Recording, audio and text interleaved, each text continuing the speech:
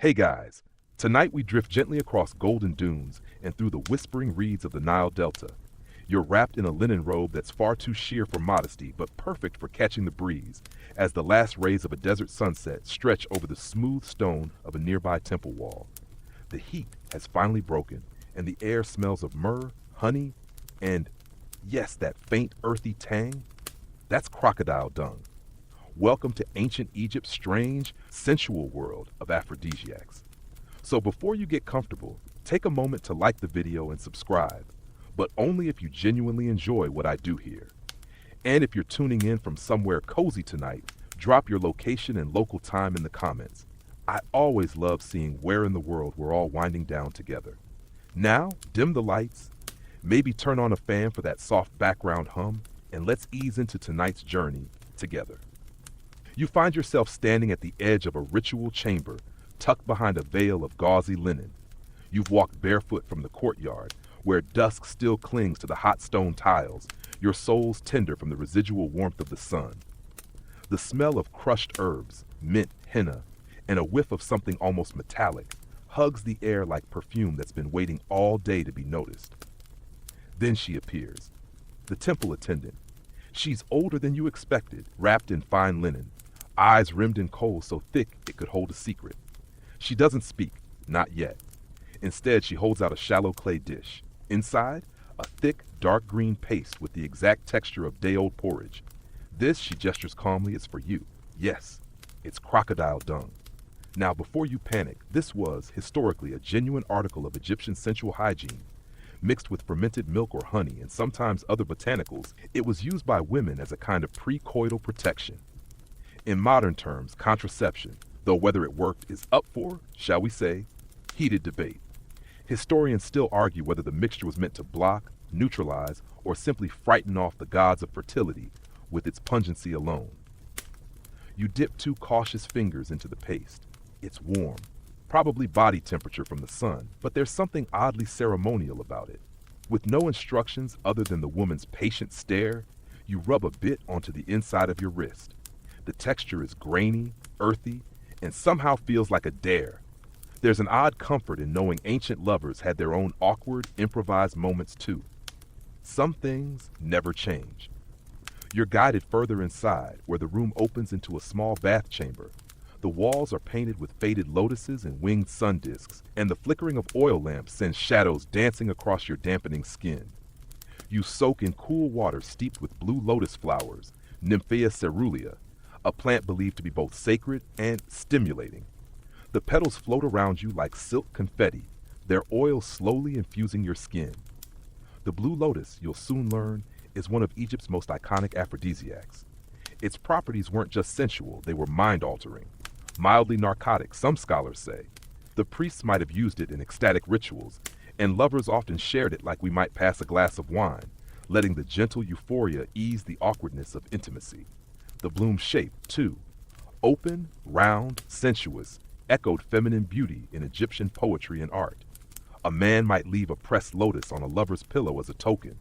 A woman might wear it in her hair, a whispered invitation. As your fingers trace the edge of a petal, you feel it. A tingling warmth, like a blush that starts in the chest and travels outward. Across the chamber, a low table holds a bewildering array of oils and pastes. There's one bottle made from crushed acacia pods, a scent sweet and citrusy, almost playful. Another is cinnamon bark suspended in animal fat, used to heat the skin with friction.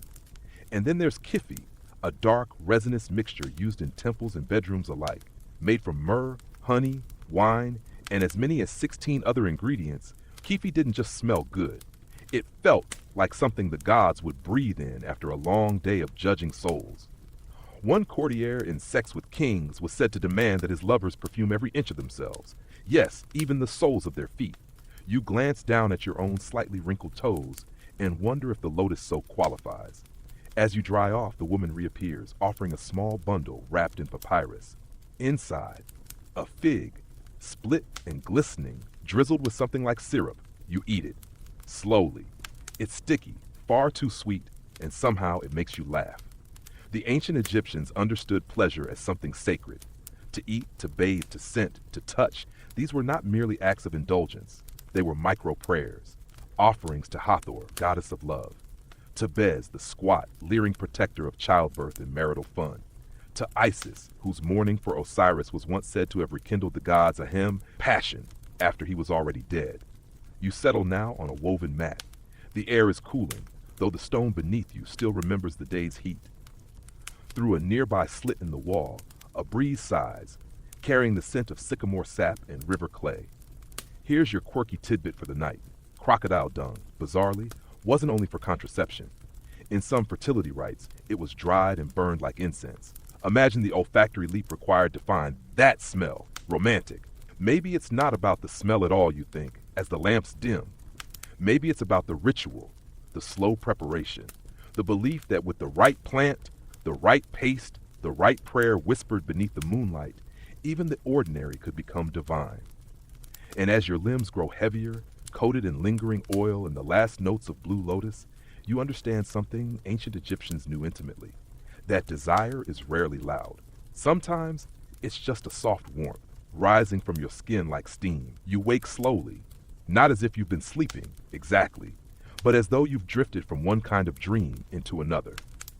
The heavy scent of incense still lingers in your nose, thick and sweet, mingled with desert dust and the faintest hint of fermented fruit. You sit up on a woven reed mat, skin still slick with fragrant oil, and there in your palm lies a single, delicate blue lotus flower.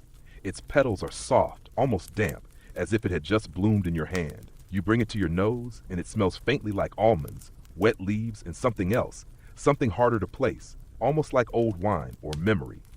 This is no ordinary flower. The blue lotus, Nymphea cerulea, was one of the most prized and mysterious aphrodisiacs in the entire Egyptian world. It wasn't just admired for its beauty. It was believed to affect the body, the mind, and perhaps even the spirit. It could stir desire, soften pain, or usher in a euphoric haze that made the lines between gods and lovers wonderfully blurry. Historians still argue whether the blue lotus actually contained psychoactive properties or if its effects were mostly psychological, wrapped up in ritual, expectation, and the poetic chemistry of a candlelit night. But based on the way it appears in ancient art and literature, one thing is clear. People believed in its power, deeply. You wander into a nearby garden, the kind only nobles or temple priests would have access to. Shallow pools reflect the pale sky, and carefully cultivated lotus plants float serenely on the surface. A servant passes by with a tray of chilled lotus wine, ladling it into tiny alabaster cups. The liquid glows violet in the cup, and when you take a sip it tastes of flowers, honey, and something just slightly numbing on the tongue. Not unpleasant, just gently strange. Blue lotus wine was a staple of elite banquets, festivals, and religious ceremonies. It wasn't simply about drinking. It was about preparing oneself, opening up to beauty, to connection, to the possibility of ecstasy. In fact, many Blue Lotus gatherings were not just parties, but sensory rituals. Music would swell from harps and lutes, perfumes would drip from melting wax cones worn on wigs, and guests would recline together on mats or low couches, lost in laughter and touch. In The Erotic Spirit Through History, Peter Webb describes a particular feast in Thebes, where nobles passed around lotus wine, until even the scribes began reciting love poetry in slurred hieroglyphs. By the end of the night, bodies lay entangled on fine linen, their dreams thick with symbols and scent. No records mention consequences, but then again, ancient Egypt wasn't big on diary-style confessions. You dip your hand into one of the pools and pluck another lotus, fresh and cool. The petals leave a blue smear on your fingertips, almost like watercolor. Across the garden, painted frescoes show lovers offering flowers to each other. Not jewelry, not gold, but blooms, open, full, and soft. The shape of a blue lotus in full bloom was often compared to the female form, round, receptive, sacred. In fact, in Egyptian art, the very act of smelling a lotus was deeply symbolic. A man holding a lotus up to his face wasn't just admiring the scent. He was partaking in something spiritual, sensual, and maybe even suggestive. It wasn't flirtation. It was a ceremony of attention. You sit beneath a sycamore fig tree now, sipping slowly, and an elder beside you begins to hum a song that dates back thousands of years. You don't know the words, but the rhythm tugs at your bones like a lullaby. She tells you a tale, low and almost conspiratorial. Long ago, a priestess used blue lotus to ensnare the heart of a palace guard, not with deceit, but with a shared drink, a lingering gaze, and the bloom tucked behind her ear. He followed her into the sacred groves, and they were never seen again. Their names are gone, lost to time, but the image of a woman offering a blue lotus still lingers on pottery shards and temple murals. You ask, was the flower truly that powerful? She just laughs. Powerful enough that we're still talking about it, she says. You shift slightly, realizing your arms are tingling. Whether it's the wine or the story, or maybe the hush of evening descending around you, it doesn't matter. Something is moving under your skin. Here's your quirky fringe tidbit for tonight. Blue lotus was also used in embalming rituals. That's right, the same flower that fueled romantic longing was placed in the wrappings of the dead. It was a way of guiding them into the afterlife with beauty and scent. A way of saying, don't forget the pleasures of life, even in death. And that duality, that blending of desire and divinity, was deeply Egyptian. Pleasure wasn't seen as sinful, it was sacred. To be touched by beauty, to experience physical joy, was to echo the gods. After all, Hathor, the goddess of love, fertility, and dance, was also protector of the dead. She welcomed both lovers and souls. You stand now in the courtyard, watching lotus petals float in a basin lit by moonlight. The air is cooler finally. Crickets trill. A harp plucks a slow melody from behind a curtain. As the night deepens, you feel the flower's effect not in your thoughts, but in your breath. Slower, deeper. Every inhale carrying a little more softness, every exhale a letting go. And as your fingers toy with the last petal in your cup, curling inward like a closing eye, you understand something the Egyptians knew better than most. Desire isn't about intensity, it's about presence, attention, savoring. So you lean back against the stone wall, warm and worn smooth, and let the blue lotus do what it's always done. Guide you not toward passion exactly, but toward openness, toward sensation, toward that floating, dreamy place between now and then, between breath and sleep. You remain against the warm stone wall, head gently tilted back, listening to the hush between notes of the distant harp. It's quiet in a way the modern world rarely is. No buzzing wires, no car horns, no notifications. Just the soft shuffle of sandals on reed mats and the scent of something burning sweet and low in a brass bowl nearby. You inhale, and your nose catches a new aroma. Musky, slightly bitter, and surprisingly human. That's not a metaphor. That's perfume. Or rather, one of the dozens of perfumes that once defined not only beauty in ancient Egypt, but class, sexuality, and even divine favor. Perfume wasn't just about smelling nice. It was erotic currency. The language of flirtation, of seduction, of sacred rituals, and steamy gossip between linen sheets. The servant woman who brought you the lotus wine returns, now holding a small tray of oils. You notice the containers are carved, each one delicate, decorated with hieroglyphs and small animals. A cat, a lotus, a falcon with eyes that know too much. She offers you one, and you uncork it to reveal a rich, dark aroma of cinnamon and something resinous. You dab a little on your wrist. The scent blooms immediately, warmed by your skin. In ancient Egypt, scent was a sensual experience as well as a social signal. The ingredients, myrrh, frankincense, galbanum, cinnamon, cardamom, even bitter almond, were imported from faraway lands and considered precious, exotic. To wear them was to announce your wealth, your knowledge of pleasure, and perhaps your availability. Historians still argue whether some specific recipes were reserved for seduction or used more broadly in temple rites, but what we do know is that the line between divine and carnal was wonderfully blurry. Gods wore perfume, lovers wore perfume, priests wore perfume, pharaohs were practically marinated in it. You're guided now into a private room in the temple annex, where the walls are painted with scenes of people anointing one another, not just on the forehead or the neck, but on the feet, the thighs, even the inside of the elbows. Every inch of the body had a meaning, a story, a role in this scented symphony. A figure reclining on a couch, whether painted or real, might not be passive. They could be perfumed, waiting, preparing. The act of applying oil was intimate, slower than a kiss, more revealing than words. A cheeky story from Sex with Kings tells of an Egyptian nobleman who carried a custom scent on his collar that mimicked the smell of his lover's skin after sunbathing. It was said to drive him mad with longing whenever he wore it, which was often. And likely, very confusing for the poor palace attendants, who had to keep a straight face while he swooned into his own shirt collar. You lie back on a linen-covered divan, and another oil is brought out. Lighter this time, floral, bright. This one is rubbed directly onto your temples by deft fingers. You exhale involuntarily. Your pulse slows. There's evidence that certain perfumes were believed to stimulate the senses in very targeted ways. Some induced calm. Others encouraged openness. Still others, like blends of blue lotus, myrrh, and cinnamon, were rumored to inspire unexplainable urges to remove one's clothing and read hieroglyphic poetry out loud. A fringe detail. There were entire industries of scent in Egypt, perfume makers who trained like alchemists, learning which botanicals needed to be aged in fat, which could be infused in wine, and which had to be harvested only under a full moon. Some recipes took weeks, others took years. Temple recipe for a royal aphrodisiac perfume reportedly aged in copper vats for 16 years. That's longer than most modern relationships. You glance toward a small jar with a broken seal. The scent that wafts up is sharper, somehow more animalic.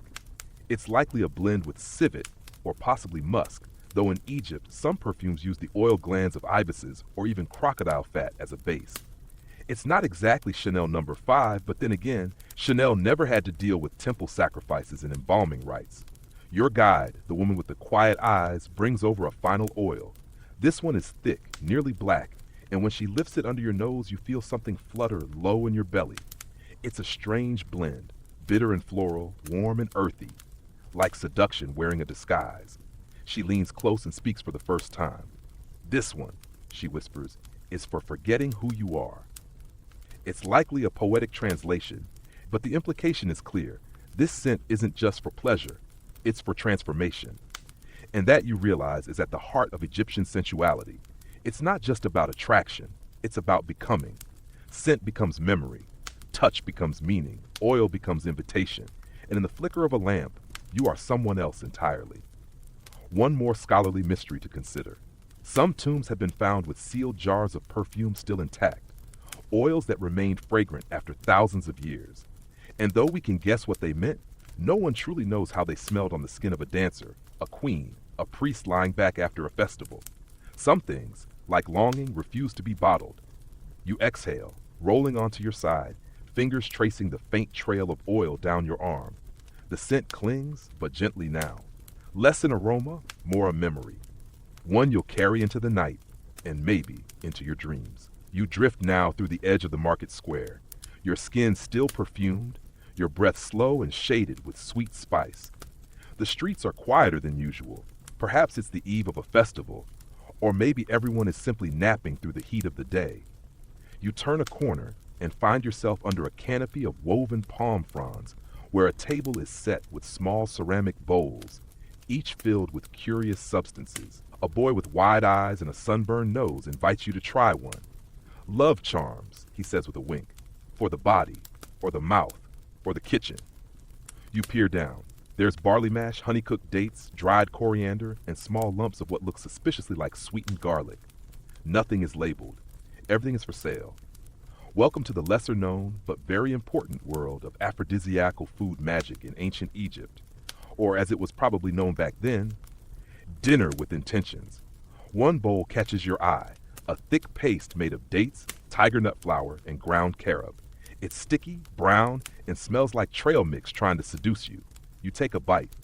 It's surprisingly good. Earthy, a little smoky with the sweetness of old fruit. Historians still argue whether these food-based love charms were actually consumed for their chemical effects or if they were more symbolic, sacred snacks meant to align one's energies, bring luck, or impress a prospective partner with your knowledge of herbs and hospitality. In fact, meals in ancient Egypt often had a performative role. Bread and beer weren't just staples, they were gifts, offerings, and sometimes bribes. To bring someone spiced bread laced with fenugreek could be a simple kindness or a not-so-subtle signal of romantic interest. It all depended on how many seeds you used and whether the loaf was warm. You're led now into a shaded courtyard kitchen where a priestess in a flour-dusted robe is preparing something. Her hands move confidently, dates soaked in wine, figs pressed into small cakes, anise scattered generously over the top. She doesn't speak, but smiles as she hands you a morsel. You chew. The texture is soft, the flavor deep and complex. Whatever was in that spice mix, it's working. In some temples, particularly those dedicated to Hathor or Isis, foods were prepared during fertility festivals that were believed to stir the senses and bless the womb. Honey was sacred, both delicious and antibacterial. It symbolized sweetness, pleasure, and the golden touch of the divine. Figs, rich in seeds, were fertility symbols.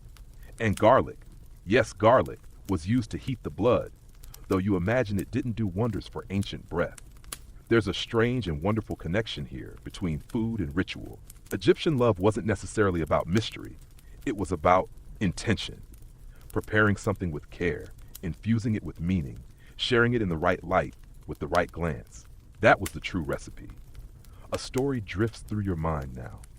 One pulled from the margins of an old ostrakhan, a broken piece of pottery used for notes, lists, and gossip. It tells of a young scribe who fell in love with a baker's widow. Every day he would stop by her stall, pretending to browse, asking about ingredients he already knew by heart. One day, she gave him a honeyed loaf shaped like a fish, a private joke referencing a fertility symbol, and the next morning, he didn't go to work. They were married 2 weeks later, or so the potsherd claims. Whether this tale is true or merely ancient fan fiction is unclear.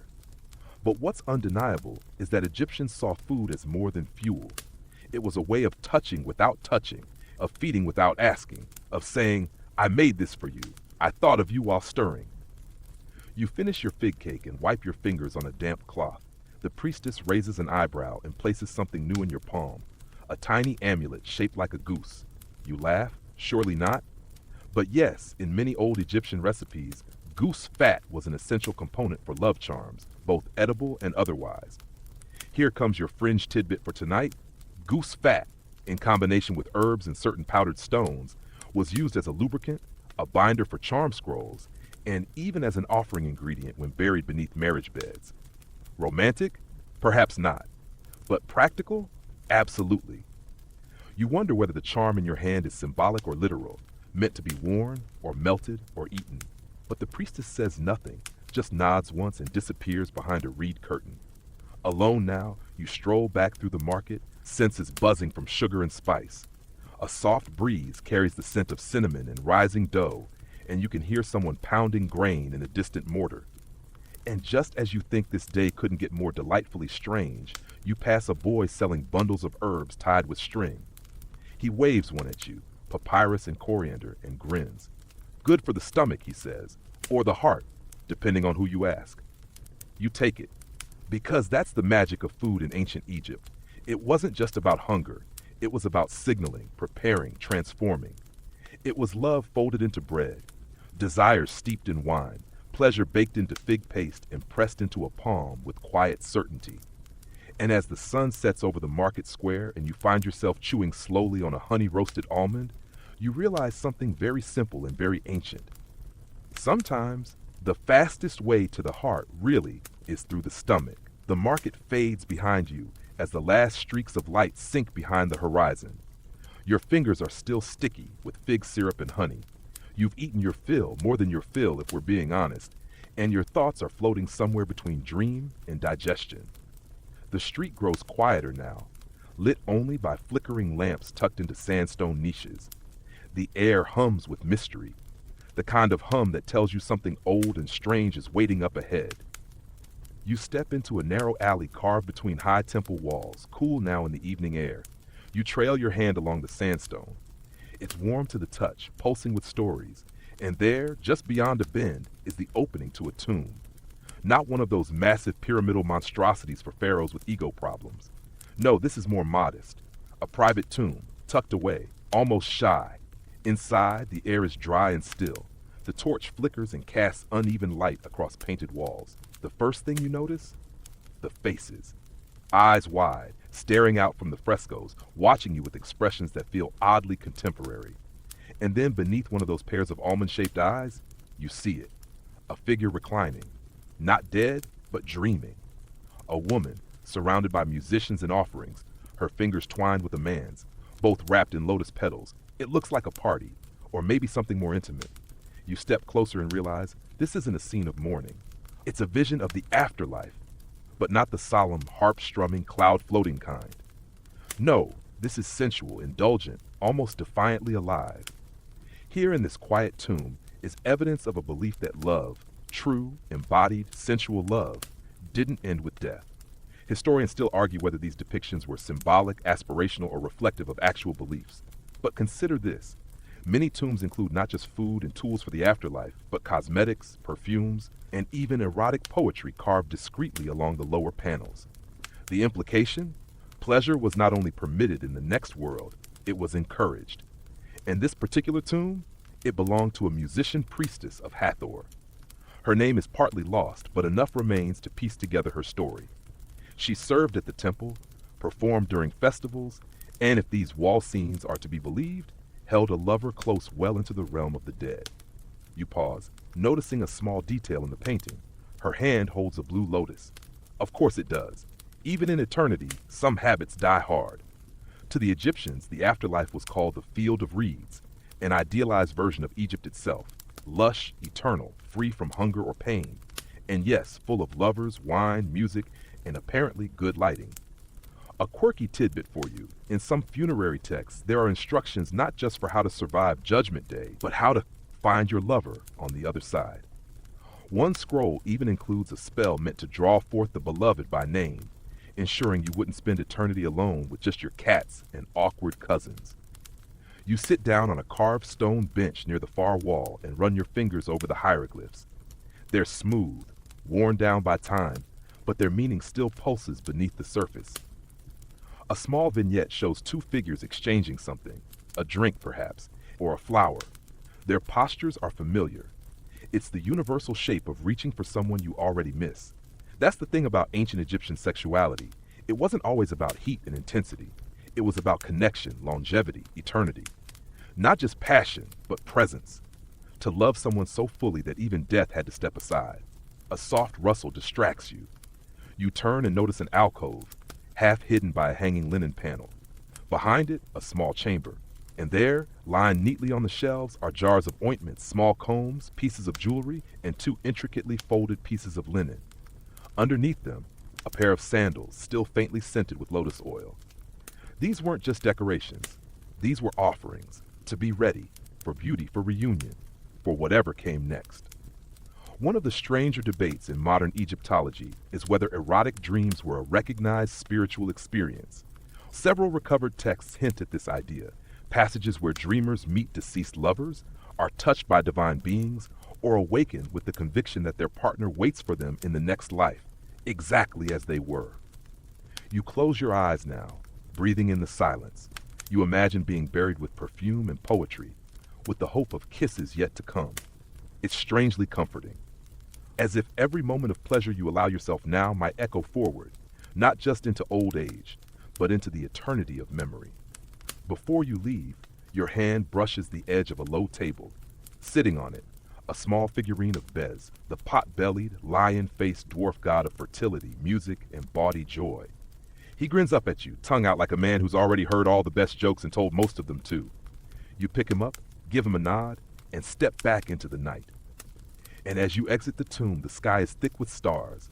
No moon tonight, just a canopy of points above the Nile. Somewhere nearby, someone is playing a reed flute, and you remember that even in death, the ancient Egyptians imagined the best part of life. Love, laughter, longing would go on. Not just once, but forever. The stars are still scattered across the sky like sand on obsidian as you follow the curve of the Nile southward. Your feet carry you lightly over cool stone, past torches that flicker in their brackets and cast thin shadows against reed walls. The city has gone hushed now, save for the occasional splash of water or the bray of a restless donkey in the distance. But where you're going tonight isn't quiet. At least, not in spirit. You step through a beaded doorway into the heart of a temple courtyard, one not open to pilgrims or daytime supplicants. This space is reserved for something warmer. You see dancers, musicians, the low thrum of a sistrum rattling like a heartbeat in bronze. The scent of myrrh clings to the air, and everything, everyone, seems to glow a little under the flickering firelight. Tonight, you've arrived at one of Hathor's private evening rites, and at the center of it all, moving like smoke through silk, is a priestess. She doesn't acknowledge you immediately. She's too busy arranging bowls of scented resin along a small altar. Kiffy, cinnamon, crushed juniper, and a thick salve that smells like nutmeg and something darker. With one hand, she stirs a bronze vessel filled with oil, and with the other, she applies it lightly, deliberately, along her collarbone and inner arms. This is no accident. This is the ritual of becoming. In ancient Egypt, priestesses of Hathor weren't cloistered nuns or aloof oracles. They were embodiments of joy, pleasure, and yes, fertility. Music and dance were their prayers. Perfume was their incense, and their bodies were both canvas and conduit for the divine. Historians still argue whether temple dances like these were overtly erotic or deeply symbolic, or, as is often the case with Egypt, both. The lines were blurred on purpose. The body was not shameful, it was sacred, a vessel through which gods could pass, laugh, sing, and seduce. You sit quietly on a carved bench as the music swells. The priestess begins to move, slow and hypnotic. Her bare feet tap the stone, leaving behind faint oil prints in her wake. Her wrists flick, her hips circle, her hair sways like a second performer. Every gesture has weight, meaning, intention. There's no audience here in the modern sense. No applause, no catcalls. Just silent watchers and the occasional sigh. Then comes the oil. She dips a thin reed stick into the warm vessel and draws a line of fragrance along her thigh, then her neck, then across her belly. The air thickens. You can feel it. This isn't a show, it's a spell. In The Erotic Spirit Through History, Peter Webb recounts stories of temple rites in which priestesses were believed to embody the goddess herself during ecstatic dance, where touching her, even watching her, was to glimpse the divine. Some ceremonies included offerings from elite men, tokens of gratitude for awakening the gods through movement. Others were more private, intimate, the sort of thing no one wrote down, but everyone remembered. A young man beside you leans in, eyes half-lidded from wine. He whispers a story he swears is true, that one of these dancers once enchanted a noble so completely that he gave up his land, his rank, and his marriage to live as her servant. He died pouring her bath water, the man says, dreamily, smiling. You nod. Seems believable, actually. Here's your quirky tidbit for tonight. Egyptian temples often employed professional perfumers whose sole job was to mix oils for sacred dances. Recipes were closely guarded, handed down like heirlooms. Some even included rather curious ingredients, like powdered lapis lazuli, ostrich eggshell, or resin harvested under the stars during specific phases of the moon. Not exactly your standard body spray.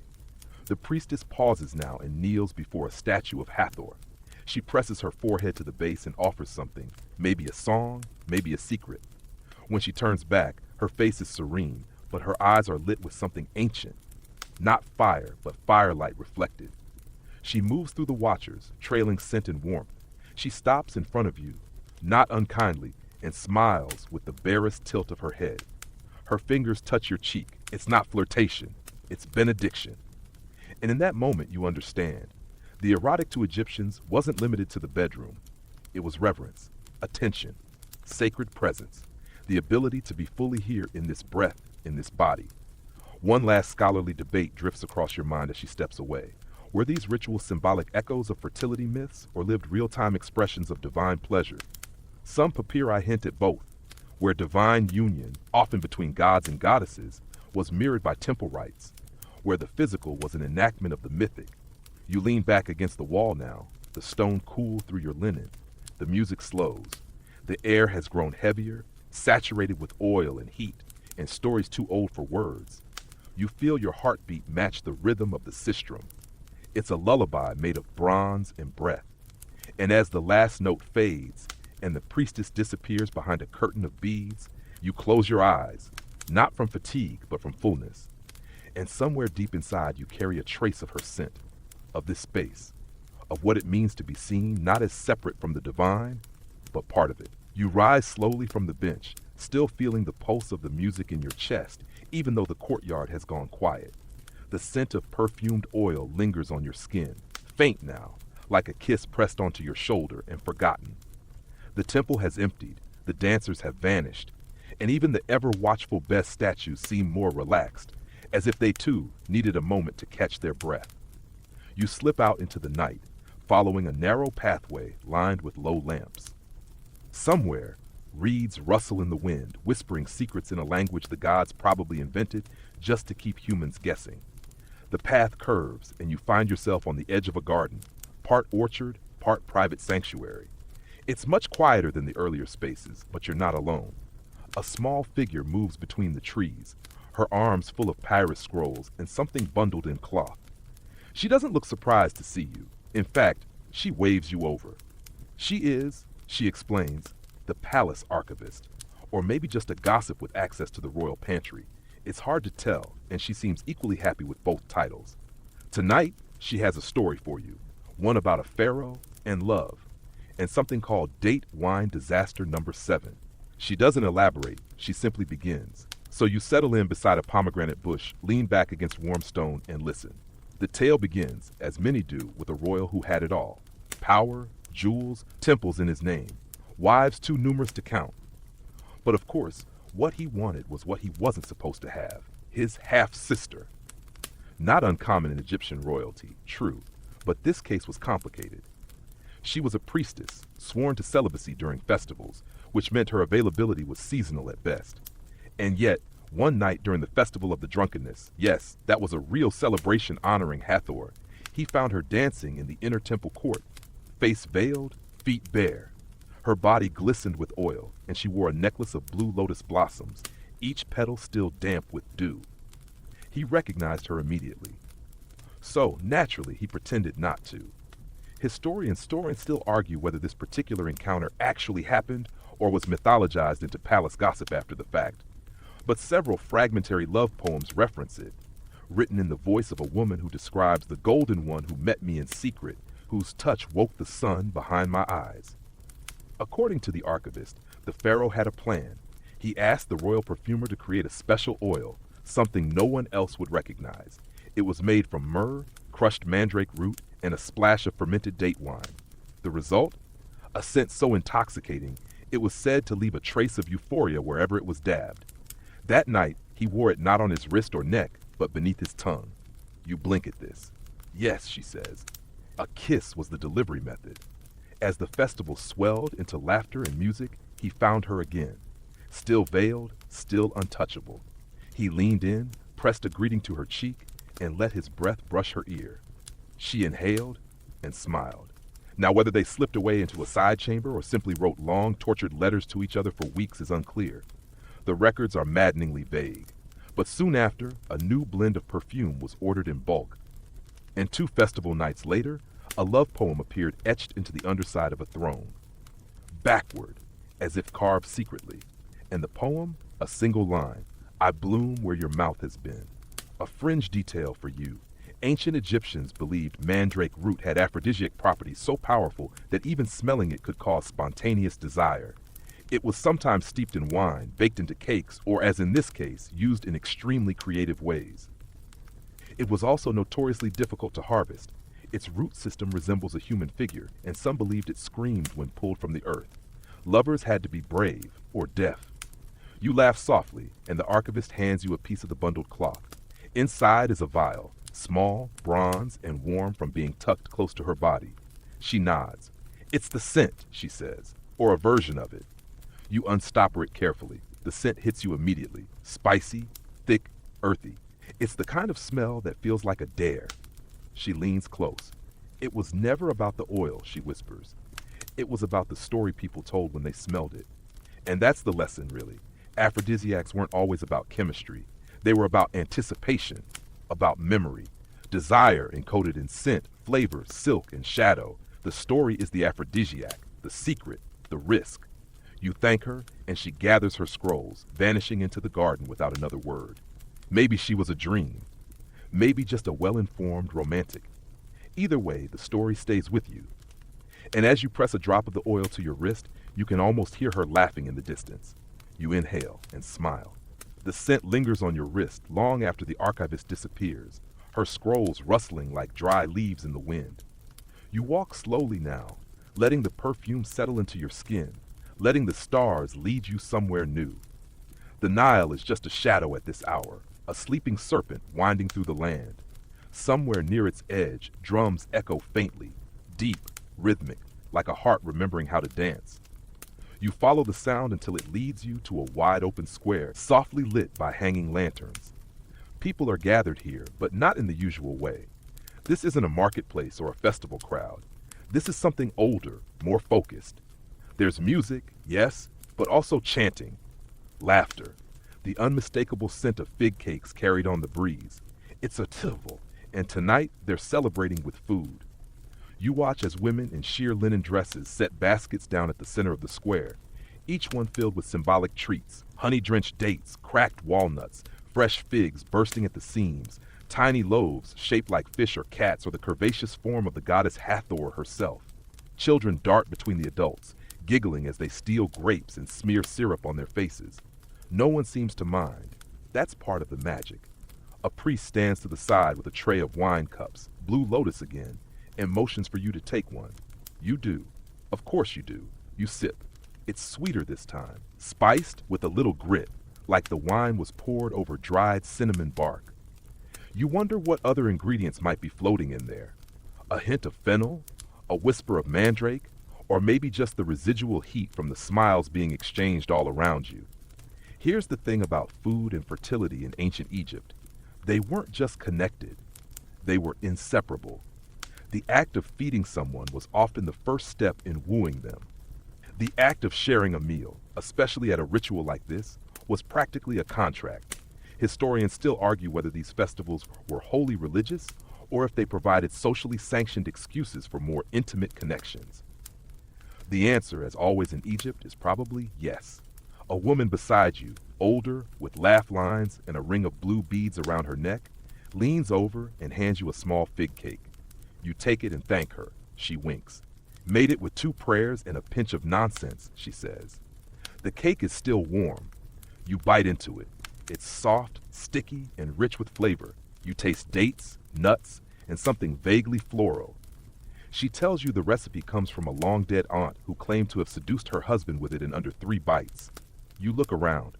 No one seems particularly restrained. Lovers lounge together on woven mats, heads on shoulders. A few are feeding each other with their fingers or gently dabbing mouths clean with cloth. It's not vulgar. It's tender. There's no embarrassment here, just openness. One story surfaces from your memory, something you read once in a side note of a museum catalog. It mentioned a votive offering shaped like a fig that had been found in a burial tomb. Inscribed on its underside was a single line, "For when you need to be sweet again." You wonder who it was meant for. A wife? A mistress? A god? A quirky historical detail. Fig trees were often planted near temples, especially those dedicated to fertility deities. Their fruit was heavy with symbolism, full of seeds, dripping with juice, shaped in ways that spoke louder than hieroglyphs ever could. Some love poems compare the act of peeling a fig to undressing a lover, line by line, fold by fold. Your fingers are sticky now, and you lick the syrup from your thumb without thinking. Across the square, you spot a man arranging loaves of bread into pyramids. Each loaf is different, some braided, others coiled, and a few dusted with sesame seeds in the shape of stars. He gestures for you to come closer and offers you one shaped like a woman reclining. "Good luck," he says, "or at least a good evening." You accept it, of course. You're far past the point of turning down enchanted carbs. As you chew, the music shifts. Drums soften, replaced by the gentle pluck of a lute. The crowd grows quieter. A woman takes the center of the square and begins to sing.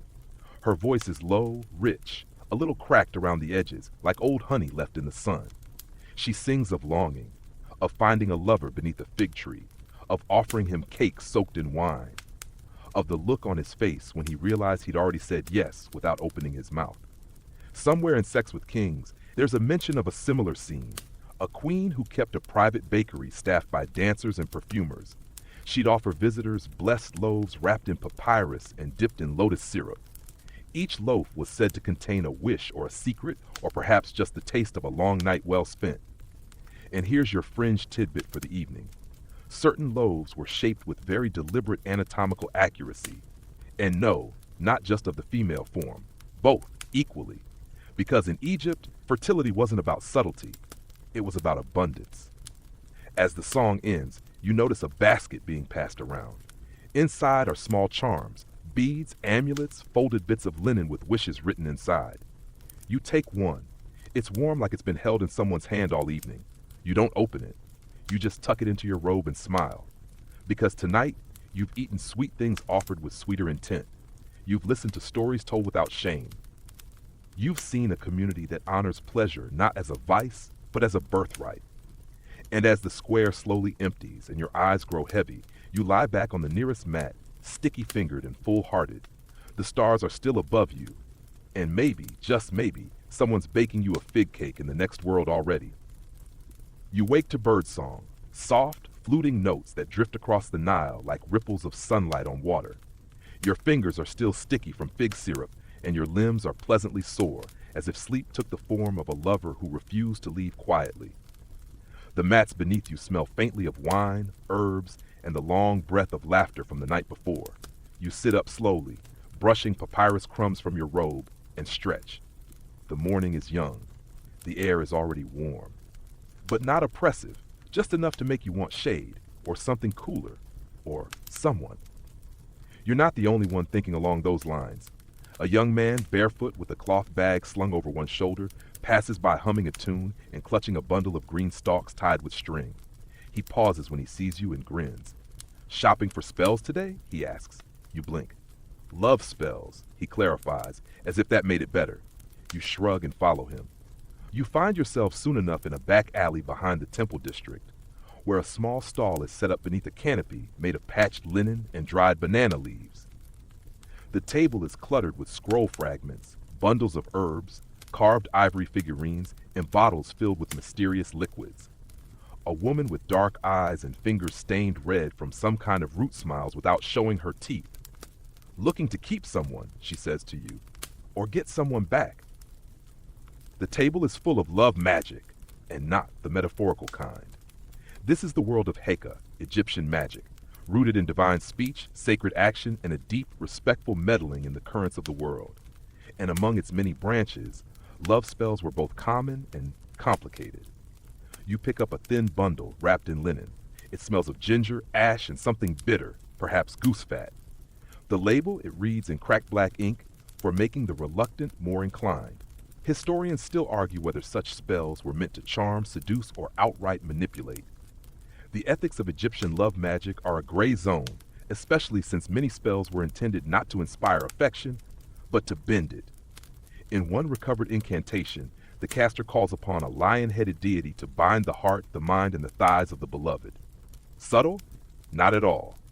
The spell continues, invoking the goddess Sekhmet to burn away the resistance of the desired party, which sounds intense and maybe a bit criminal. Still, context is everything.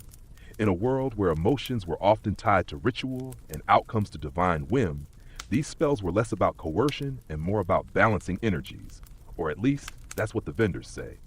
You're handed a small scroll. It's barely longer than your palm and tied with red twine. Inside, a love incantation written in Demotic, the more casual script of later Egyptian history. It promises dreams of the beloved, a warming of the heart, and if applied correctly, somewhere on the lower abdomen, with rose oil, it supposedly ensures passion by the second full moon. You pocket it, because of course you do. But not all love spells were so tame. In the erotic spirit through history, there's an account of a woman who sought out a temple scribe to write her a spell that would make her ex-lover suffer dreams of her until he crawled back. The ingredients? Ink mixed with menstrual blood, the ashes of an ibis feather and a lock of his hair stolen from his laundry line. Charming. Fringe tidbit? Some ancient Egyptian spells included burning wax figures in the shape of the desired person, often while reciting verses that bordered on affectionate threats. The wax would be melted beside a bowl of beer or wine, with the idea that as the wax softened, so too would their stubborn little heart. A man nearby chuckles as he grinds something in a small stone bowl. He offers you a whiff. It smells like cinnamon, cloves, and what might be crushed beetles. You politely decline. He shrugs. Some people need stronger motivation. There's a scroll pinned behind him listing the 9 ingredients of binding, which includes licorice root, powdered turquoise, dried rose petals, and somehow ground crocodile tooth. You ask if that last one is real. He smiles. It doesn't need to be, he says, just needs to be believed. which is, in many ways, the heart of Heka. Belief isn't a side effect. It's the whole spell, desire directed, longing given form, want made into a formula. The spell is a mirror. You get what you put in. You linger a while longer, flipping through jars and scraps. One recipe calls for goose fat mixed with cumin and smeared on the chest before sleep to summon romantic dreams. Another suggests tying onion skins into your bed netting to repel jealousy. Another still, wear blue linen undergarments and carry a fig in your left hand while walking past your crush. The logic? Unclear. But the image? Unforgettable. The old woman behind the stall watches you with amusement. She finally speaks again. Love isn't complicated, she says. People are. Spells just help them get out of their own way. You buy a small bottle of rose-infused oil and tuck it into your belt. For later, maybe. Or just for the story. As you step back into the sun, the alley seems brighter. You feel a little lighter, a little stranger. Like something's humming just beneath your skin. Not magic, maybe. But not magic. You walk slowly, fingers brushing the scroll in your pocket. And somewhere behind you, someone strikes a match to light the first incense of the day. You leave the alley of spells behind, stepping back into the fuller sunlight, where the dust sparkles like powdered gold in the air. The Nile glints just beyond the rooftops, slow and indulgent. Somewhere, a child is chasing a goat, and the scent of baking bread drifts from a nearby window, warm and full of fennel. It's peaceful here, but not too peaceful. There's a tension humming in the air, like the moment before a kiss, something private waiting to happen. You cross into a quiet quarter of the city where the streets narrow and the buildings lean in as if to whisper secrets. There's no fanfare here, no loud voices or performance, just soft footsteps, the creak of shutters, and the distant clink of someone grinding herbs with a mortar. And tucked between two walls, painted with ivy and figs, you find a bench. A stone bench, warm from the sun. You sit, because something about this place feels like a story waiting to be told. Which brings us to a tale, not from scrolls or festival songs, but from something far more ordinary, an ostrakhan, a broken shard of pottery used for everyday scribbles, the kind of thing you'd leave notes on. Lists, jokes, maybe even confessions. This one tells a quiet love story, or perhaps a lust story. The two often wore the same perfume in ancient Egypt. It begins with a widow, wealthy enough to own land in a small villa near the water, but not so grand that she escaped notice. She'd buried her husband 3 seasons ago. Not with sadness exactly, but with a well-timed sigh and an excellent selection of funeral food. The ostrakhan suggests she was of good figure and sharp tongue, which in Egyptian terms meant both desirable and likely to make you regret flirting if your grammar was off. Then there was the scribe, new to the district, tall, nervous, forever ink-stained and sunburned in places scribes were never meant to be. He'd moved into a small house behind the granary, quiet, shy, a man of words, not actions. But apparently her house cast a very specific kind of shadow on his in the mornings, which meant every day as he prepared to copy tax records, he watched her water her fig trees, and every day she ignored him, until one morning she left something on his doorstep. Not a note, not a token, but a jar of oil, blue lotus, sweetened with pomegranate rind. A clear message.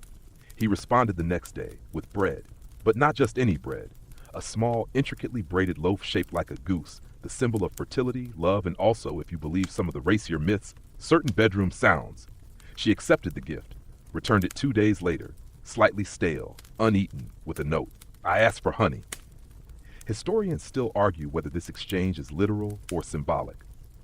But the ostrakhan continues. Over weeks they left things for each other. Perfume, cake, a small carved fish, a string of beads tied with hair. Then one night, they met, officially. The ostrakhan ends with a single line. His ink pot spilled. She helped him clean it. Make of that what you will. You smile at the memory, imagining them now, older, maybe married, maybe not. Maybe still passing gifts in the dark, too fond of the game to end it. You stand and step back into the street, your feet taking you deeper into the quarter, where other stories linger just beneath the dust. A young woman waves you over from a shaded awning. She's selling onion garlands, thin silvery bulbs strung on papyrus twine. You raise an eyebrow, she shrugs. Protection, she says, against jealousy, against lies, against wandering eyes. She sells you one and tosses in a dried clove bud for luck. In ancient Egypt, Onions were believed to ward off negative energies and promote fertility. Their strong scent and layered structure made them symbols of protection and intimacy. They were sometimes offered to Hathor during prayers for faithful love, or tucked beneath pillows to keep lovers from dreaming of others. A fringe detail? In one preserved recipe, onion juice was mixed with goose fat and wine and rubbed on the chest to inspire affection in even the most stubborn partner. Results may have varied. Side effects almost certainly included marital arguments and potent breath. You hang the garland around your neck. Why not? It smells sharp, grounding, honest. As you walk, you pass by more doorways, each one slightly ajar, revealing the corners of private lives. A woman adjusting her coal in a burnished mirror, a man slicing dates for what might be breakfast or a proposal, a pair of sandals neatly arranged side by side, still damp from morning dew. Desire here is not loud. It is not desperate. It's woven into daily life. And that's perhaps the most beautiful thing, that ancient Egyptians didn't isolate love into grand gestures. They layered it into small acts: fig jam on warm bread, a sprig of mint in shared wine, a perfumed letter folded 3 times and slipped into the hem of a robe. You pause at a fountain and wash your hands. The cool water rinses the syrup and ink from your fingers. You feel lighter, as though the story has seeped into you, become yours, because maybe it has. And maybe tonight, as you fall asleep, your dreams will smell faintly of onion garlands and pomegranate oil. And maybe someone in the next life will still be leaving small gifts for you to find. The sun is higher now, but not yet cruel.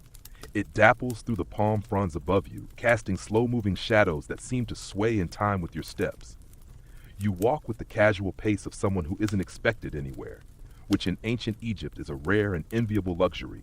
Your onion garland swings gently around your neck. The smell is sharp but familiar now, comforting, protective, like a spell you can wear. As you wander deeper into the neighborhood, the streets narrow again, winding like thoughts. You pass an elderly man napping in the shade of a fig tree. He opens one eye, grunts, and goes back to sleep. You're clearly not interesting enough to interrupt his dream. And then you see it. A doorway shaped like an ankh. Not symbolically, literally. It's carved right into the frame. You pause, intrigued. This, you'll come to learn, is the entrance to a house where love was taken very seriously. You step inside. It's dim and cool, as the walls lined with woven mats and shelves cluttered with small statues, cats, frogs, hippos, and birds, each one smiling in that very specific, mildly judgmental Egyptian way. The woman who lives here appears without warning, as if conjured by your curiosity. She's draped in sheer linen, a strand of lapis beads resting just above her collarbone. Her eyes are coal-lined, her gaze calm but curious. She doesn't ask who you are. Instead, she walks over to a basket and pulls out a bundle of cloth. Inside, a necklace made of dried onion skins and blue thread.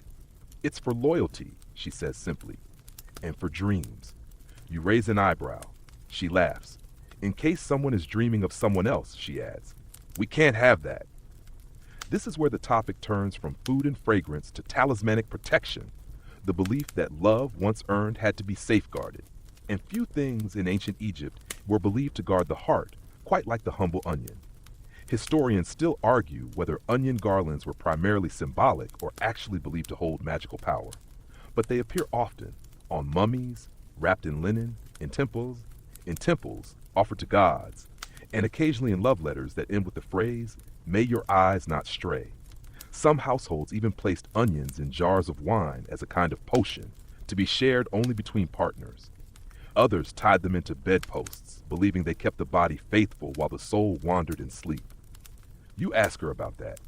Why so much emphasis on dreams? She pours you a cup of cool water, scented faintly with mint. Because that's where we go when we're not watching ourselves, she says. That's where real desire lives. She leads you to the back of the house, where a small sleeping chamber opens to the sky. The bed is low, with wooden posts wrapped in linen and hung with tiny bundles of herbs. You spot lavender, myrrh, a few cloves, and of course onion skins, crisp and gold in the sun. It's not glamorous, this setup, but it's purposeful. Every bundle tied with intent. One papyrus fragment from this part of the region suggests that young brides were given sachets of herbs, oils, and aromatics to hang above their beds. Not just for pleasure, but to calm the breath and keep the heart quiet. A romantic way of saying, don't let your mind wander at night. You sit beside the bed, running your hand over the worn wood. You imagine the lives lived here, lovers curled into each other's warmth, whispering stories, breathing through shared dreams. The woman shows you a box beneath the bed. Inside, charms shaped like crocodiles, frogs, and cats. Totems, she explains, each one for a different kind of affection. Crocodiles for protective love, frogs for renewal and fertility, cats for devotion and desire. Here's your fringe tidbit for the day. Some Egyptians believed that to win someone's heart, you could offer them a carved frog dipped in rose oil and placed beneath their pillow. Not the most subtle approach, but reportedly effective. You ask if any of the charms are used. Differently, she smirks, reaches into the box, pulls out a tiny hippo made of clay. This one, she says, is you place under the mattress when you want the other person to initiate. She winks. Sometimes people need encouragement. You pocket the frog, just in case. Outside, the breeze stirs the curtains. The woman offers you a piece of pomegranate, seeds glistening like little rubies. You accept, bite down. It's sweet but sharp. A reminder that even in something as soft as love, there's always a little edge. And that's what these charms acknowledge. Not just the beauty of connection, but the fragility of it. The effort required, the rituals, the reminders. You thank her and step outside. The sun has moved again. Your shadow is longer now. As you walk away, you feel the garland of onions shift on your chest, a whisper of crunch, a reminder that someone somewhere might be dreaming of you tonight, or at the very least, dreaming of the frog under their pillow. You head back toward the riverside now, the sun settling into its late afternoon angle, casting everything in a warm, golden hush. The Nile glimmers like polished copper. You take a seat on a worn stone ledge near the water and remove your sandals. The stone is smooth, the kind of smooth that only happens after centuries of barefoot wandering and casual gossip. A breeze picks up from the river, cooling the sweat at the nape of your neck. You close your eyes. The smells of pomegranate, dust, and faint lotus oil drift by. And then, over the soft rustling of reeds, you hear them. Voices, low, purposeful, a chant perhaps, or maybe a debate. You follow the sound to a nearby shrine, smaller than the great temples of Luxor or Karnak, but no less powerful in its own way. This one is dedicated not to a single god, but to a mystery. Inside, the walls are worn with age, the paintings have faded, but there's energy here, something restless. You step into the shadows, drawn forward by the hum of voices. Two women are speaking, one older, wrapped in layers of dark linen, her face veiled. The other younger, kneeling before a low altar, her arms outstretched, palms upward, holding a small dish of burning resin. They barely glance at you. Outsiders are common here, apparently, especially the curious. You realize quickly that this isn't an ordinary shrine. It's one of the many spaces whispered about, to be linked to sacred sexuality. That strange, shimmering space between myth, ritual, and lived human need. You sit quietly in the corner, watching. The topic? A ceremony, or perhaps a confession. The older woman is guiding the younger through a prayer, something between a chant and a poem. The words aren't literal, but you can feel their shape: longing, heat, hunger, fear, power. You remember something from The History of Sexuality by Foucault, that sexuality in many ancient cultures wasn't always tied to morality. It was about truth, the truth of the body, the truth of desire. Not something to be punished, but to be named, understood, maybe even worshipped. Historians still argue whether what happened in these spaces was actual sacred prostitution, or whether that label has been carelessly imposed by later scholars trying to make sense of rituals they didn't understand. Some texts describe temple maidens who served the goddess by embodying her. Others mention ceremonial unions between priestesses and high-ranking men as symbolic reenactments of divine fertility. There's even mention of celebrants offering themselves for a night to strangers, believing the act would bless both participants with favor from the gods. But the truth? No one really knows. Maybe these rituals were theatrical, metaphorical. Maybe they were real, raw, whispered into the dark. The younger woman begins to sway gently as the smoke rises. Her hands are trembling. The older woman holds her steady, dabs oil onto her wrists, then her forehead, then her heart. A fringe tidbit here. Certain oils were believed to open not just the body, but the soul. Myrrh mixed with frankincense and a drop of blue lotus could make someone more receptive, not just to touch, but to divine messages. One recipe even included powdered malachite, a vivid green mineral associated with Hathor and inner vision. Applied to the temples, it was believed to induce trance or clarity, or, depending on the context, euphoria. The chant builds slightly. The space seems to narrow. You can feel your own breath deepening, matching the rhythm. You think again of the question, was this sacred? Was it sexual? Was it both? The answer again might be yes. And maybe that's the brilliance of ancient Egyptian thought, that something could be sensual and spiritual at once. That love, longing, and the act of giving oneself weren't mutually exclusive from divinity, but a direct expression of it. A scroll tucked into the shrine wall contains what seems to be a prayer, written in delicate hieratic script. It reads, "When I open to you, it is not surrender, it is remembrance. We were gods once, and now we are mirrors." The ceremony concludes quietly. The younger woman bows her head. The older one ties a length of linen around her wrist and whispers something you cannot hear, something just for her. They leave without acknowledging you, not out of rudeness, but because you were never the point. You sit a little longer, the scent of incense curling around your thoughts. Was there ever sacred prostitution in ancient Egypt? Perhaps not in the way we imagine. Perhaps it wasn't about payment, but presence. Not transaction, but transformation. A place where the body was not for sale, but for sharing, with intent, with reverence. You step outside again, blinking in the sunlight. The Nile sparkles, unbothered by your questions, and in your chest a quiet certainty forms that the boundary between love and holiness might be much thinner than you were taught. You place a hand over your heart, where the scent of frankincense still clings, and for a moment, you feel worshipped. The light outside is softer now, moving from the harsh angles of afternoon to the golden slant of late day. You walk slowly through the marketplace again, not the noisy front rows of traders and shouting fishermen, but the quieter back alleys where artisans work and mirrors are polished, and linen dresses hang gently from wooden beams like sails waiting for wind. Here, amid the scent of warm wax, rosewater, and freshly churned coal, you've entered the world of preparation. This isn't a place of gods and rituals. This is where the magic of getting ready happens. And in ancient Egypt, getting ready wasn't vanity. It was survival. It was seduction. It was ceremony. The first thing that catches your eye is a mirror. Not the gleaming silvered glass you're used to, but polished bronze. It leans casually against a wall, slightly tilted, catching the sun just enough to throw back a hazy version of your face. Softer, warmer, a little more timeless. Beside it, a table with brushes, powders, and pots of cold obsidian, smudged into every crevice of the display like the afterthought of a very glamorous priest. A woman sits on a stool, expertly applying the dark line beneath her eyes with a fine stick.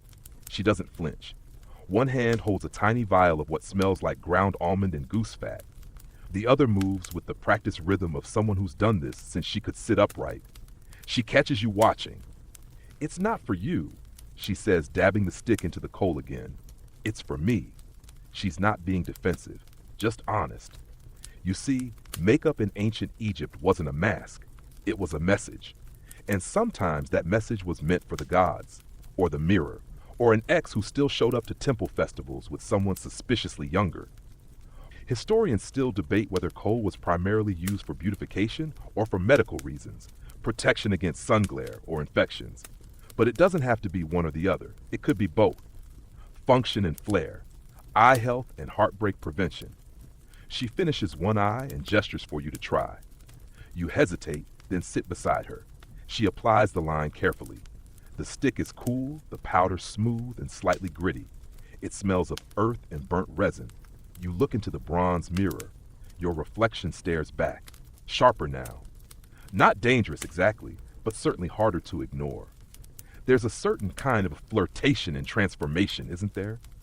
Beside the coal pots, a row of wigs hangs like sleeping heads.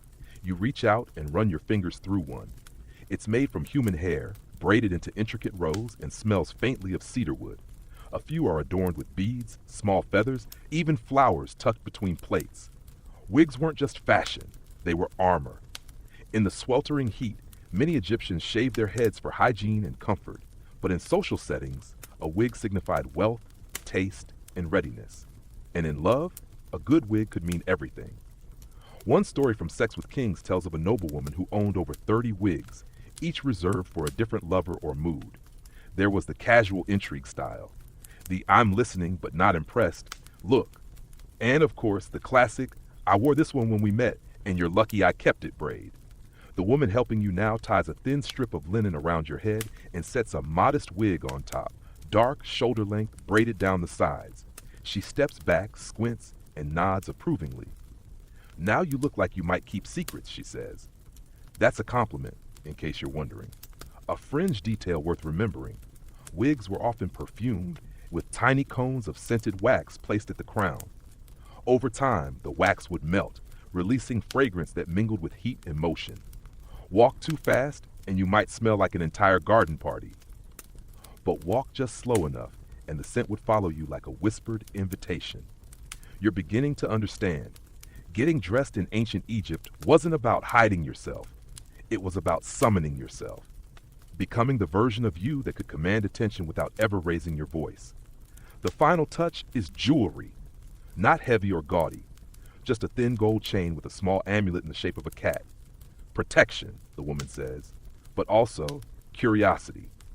Cats, of course, were sacred in Egypt, symbols of grace, independence, and sensual control. To wear a cat was to signal not just softness, but a readiness to strike, or purr, depending on your audience.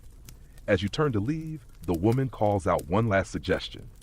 Don't forget your walk, she says. It's not just for the hips, it's for the shadows too. You smile. She's right. Because even if no one sees you tonight, even if the only gaze that lingers is your own in the mirror, you've still performed something powerful. You've claimed your space. You've made yourself visible. You've remembered in every scented braid and painted eye that to prepare is not to pretend, it's to declare. So you step out into the street, shaded eyes lifted, scented hair swaying gently in time with your breath. And somewhere behind you, the woman chuckles. Now you look like trouble, she says. You don't answer, you just keep walking. You walk with purpose now, not rushing, but aware of your steps.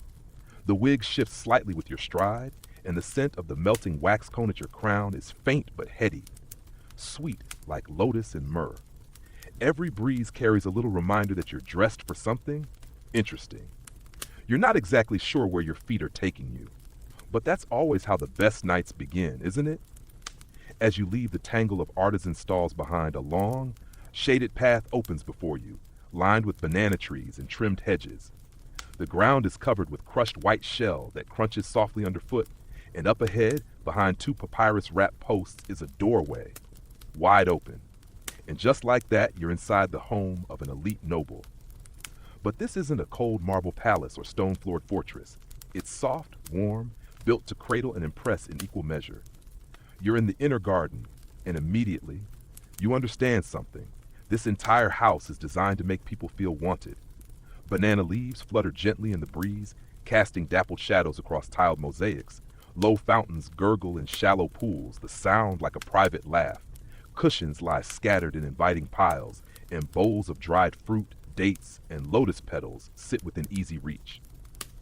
You count at least 4 potential places where someone could lie down and just wait. You've entered a world where interior design was a tool of seduction. Historians often focus on pyramids and monuments, but Egyptian noble homes, especially those of the New Kingdom elite, were architectural love letters to sensuality. Open-air rooms, soft corners, intentionally placed mirrors. These weren't just houses, they were invitations. You walk further in, your sandals muffled by thick woven mats. The air is cooler here, scented with acacia and stone. You pass a pair of carved doors and step into a bedchamber. Not just any bedchamber. This one's clearly curated for comfort and suggestion. There's a low, wide bed, canopied of course, draped in sheer linen, with thin strips of dyed papyrus adding color. At the head of the bed, a carved panel shows the goddess Hathor embracing a mortal man. His expression? Grateful, overwhelmed, slightly terrified. A side table holds 4 small clay jars, scented oils. You recognize 2, blue lotus and cinnamon, and one that smells like warm resin mixed with mint. The fourth is unfamiliar, sharp like fresh-cut bark. Here's your fringe tidbit. Some noble households hired scent makers not only for personal perfumes, but to create specific room ambiences. Bedroom oils, they were sometimes called, meant to set a tone, calm nerves, or encourage particular moods. Certain oils were even blended to sync with moon phases, because of course they were. You trail your hand along the edge of the bed and notice tiny bells sewn into the hem of the linen canopy. They don't ring easily, just a soft chime if the sheet is lifted too quickly. A warning? A flirtation? Maybe both. A note from the erotic spirit through history tells of a noblewoman who claimed her husband couldn't lie properly in bed because the bells gave him away. Whether that's metaphorical or not, well, she didn't elaborate. You step onto a mosaic of glazed tiles and find yourself in a private bathing chamber.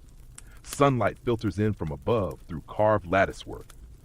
The bath itself is shallow but long, lined with stone and half filled with cool blue-green water. A servant appears, seemingly from nowhere, and begins sprinkling petals across the surface. She doesn't speak, but she nods once, approving your arrival. You dip your toes in. The water smells of lemon balm and dried fig. A carved bench nearby holds a small tray of folded cloths, a reed comb, and what looks like a bronze razor. Yes, grooming was an art here too. You remember from earlier that cleanliness wasn't just about hygiene, it was part of Egyptian sensual identity. Smooth skin, perfumed oil, and freshly braided hair were signs of someone not just presentable, but prepared. And as you settle into the bath, letting the water wash away the dust of the street, you can feel it working. The house, the setting, the details. This wasn't just design, it was strategy. Every curve of the wall, every placement of shadow and light was arranged to draw people closer, or to make them linger longer. You imagine this space in use, two figures stretched out on the lounge mats by the fountain, fingers stained with dates, lips touched by wine. A quiet glance, a lazy laugh. The way a shared silence can turn into a shared night. Because seduction isn't always about grand gestures. Sometimes it's a low ceiling, a warm bench, and a window that lets the wind know just where to blow. Historians still argue whether these architectural elements were explicitly erotic or simply luxurious. But again, why not both? You dry off and step back into the main room. The shadows are longer now. The sun is preparing its dramatic exit. And this house, you can tell, is preparing for evening guests. Before you go, you stop by a small corner alcove. A shrine of sorts, though not to any god you recognize. Just a low table with 2 cups, a plate of dates, and a small wooden carving of 2 hands joined at the fingertips. It's an offering, you realize. Not to divinity, but to intimacy. You leave the house slowly, your skin still damp, your limbs soft from comfort. And as the doors close behind you, you carry with you the truth that desire can be designed, that architecture can seduce, and that sometimes the most powerful aphrodisiac is simply a place made for 2. The streets outside the noble's villa feel different now, not just quieter, but slower, as if time itself has taken a deep breath, then exhaled in your direction. You walk gently, deliberately, as though your feet have remembered something your mind hasn't quite caught up with. Then, as if conjured by the pace of your step, a new path opens, a winding trail lined with sandstone walls, painted faintly with scenes from everyday life. Nothing regal, nothing divine.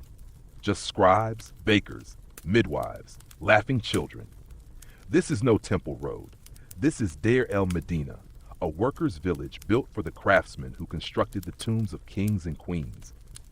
The people who carved eternity into stone during the day and wrote scandalous poetry on their house walls at night. You're led through a narrow arch into what appears to be a gathering room. There are benches built into the walls, small windows for airflow, and, most importantly, a long stretch of plastered wall covered in faded but unmistakable art. You're not here for the tombs. You're here for the erotic papyri. And yes, they exist. You sit on a low bench and gaze at the first panel. It's surprisingly enthusiastic. The figures are sketched in confident strokes, curved, fleshy, unapologetically human. A woman reclines on a couch, drinking from a goblet, while a man balances what looks like a lute and a wine jug in one hand and her thigh in the other. Talent. There are at least 12 scenes like this, each one more creative than the last. Some are humorous, some artistic. Others would require flexibility you're quite certain isn't covered by temple health plans. This is the Turin erotic papyrus, one of the most explicit pieces of ancient art ever found, dated around 1150 BCE, likely created by artists from this very village. It was discovered rolled up, tucked away, and not intended for public display. Which raises the inevitable question, why did they make it? Historians still argue whether it was meant to entertain, to instruct, or to poke fun at the more rigid morality of the elite. Theories range from bawdy bachelor gift to satirical protest piece. Some even believe it was a parody of religious rites, a cheeky reminder that even the gods probably enjoyed a little mischief. One particularly famous scene shows a balding man with a paunch and a deeply determined expression engaging in, let's just say, spirited romance with a heavily adorned priestess. The expressions are vivid, the detail is meticulous. There's even a monkey watching from the corner. Judging? Cheering? It's unclear. But what is clear is this: desire was not hidden here. These were not artists ashamed of longing. These were humans who worked by lamplight, carving tomb walls, painting sacred myths, and then in their free time painted each other, raw, joyful, uninhibited. You're handed a small fragment of papyrus sealed in a protective frame. It contains a short poem. Your hair, a net for my thoughts. Your mouth, a cup I drink from in dreams. You steal sleep with your thighs, and I let you. It's unsigned, likely written by a scribe for a lover or someone they hoped might become one, possibly passed by hand, possibly never delivered. Poetry and art in Deir el-Medina weren't luxuries. They were part of life, just like bread, just like oil, just like want. A woman beside you, clearly a guide of some kind, leans over and adds her own insight. They lived close to death here, she says, so they lived big, even when the rooms were small. And she's right. Many of these workers spent their days building resting places for kings, carving eternity for people who believed they'd walk the stars. But at night, they made love under the stars. They wrote poems about thighs and cinnamon kisses. They sketched hips with the same reverence they gave to gods. A fringe detail you might enjoy: archaeologists found dozens of ostraca here, with not just shopping lists and tax notes, but what we'd now call flirtatious doodles, sketched figures in compromising positions, smiley faces with very suggestive eyebrows, and even one that simply reads, "Tonight, maybe?" You rise and wander through a side room where more preserved art decorates the wall. One mural shows a couple seated beside each other, touching gently, not sexually, just closely. Their faces are drawn with unusual care. There's affection here. You realize suddenly, this wasn't all fantasy. It was also memory, because lust is easy to draw, but tenderness, that takes someone who remembers. You step outside again. The sun is slipping lower, casting gold over the hills. Before you leave, the guide gives you a small folded piece of linen. Inside is a charcoal sketch of two hands touching lightly, fingers not quite interlocked. For you, she says, so you don't forget what longing looks like when it's patient. You tuck it into your robe, and as you walk back toward the river, the wind stirs, just enough to remind you that the line between sacred and profane was never real. It was drawn in charcoal, and charcoal washes off. The light has shifted again. The bright white sun of midday has melted into that deep amber haze that makes every stone look older, every palm tree more dramatic, and every breath feel slower. You follow the narrow path along the Nile's edge, stepping between pools of shade as if playing a quiet game with the wind. The reeds rustle low beside you. Boats bob lazily in the water, their sails furled, their crew fast asleep beneath stretched canvas. Then, like a puff of breath carried on a breeze, you smell it. It doesn't hit you all at once. It arrives slowly with layers, the dry sweetness of myrrh, the creamy smoothness of almond oil, the spice of cinnamon bark warmed by sunlight, and something else, something woody and faintly bitter. It's not incense exactly, not a perfume either. It's intention, blended, warmed, and ready to be worn by someone important. You follow the scent. It leads you to a small gated courtyard, tucked between two walls veiled in vines. There's no grand sign, just a quiet arch, its keystone marked with a tiny jar, a symbol understood only by those who've sought this place before. You duck beneath the arch and enter a perfumed garden, hidden inside the palace complex. This isn't where Pharaoh entertains foreign dignitaries. This is where someone goes when they want to be remembered, not by their titles, but by their scent. You see her in the far corner, bent over a grinding slab, a woman with her sleeves tied up and her fingers stained dark with oil and resin.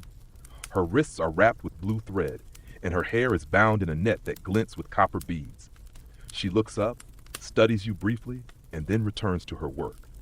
This is the Queen's incense maker, a title not found on monuments, but whispered with respect. You sit near her, uninvited but not unwelcome.